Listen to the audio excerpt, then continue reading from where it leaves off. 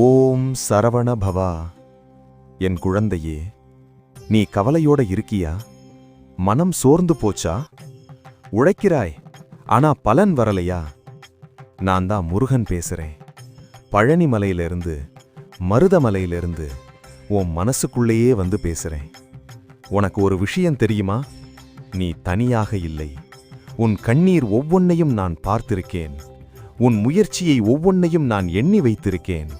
இந்த உலகம் உன்னை சோதிக்கலாம், ஆனா முருகனுடைய பக்தனை தோற்கடிக்க யாராலும் முடியாது. நீ நினைக்கிறாய், என் வாழ்க்கை ஏன் இப்படி? எனக்கு மட்டும் ஏன் கஷ்டம்? நான் எப்ப முன்னேறப் போறேன்? அந்த கேள்விக்குத்தான் நான் சொல்றேன்.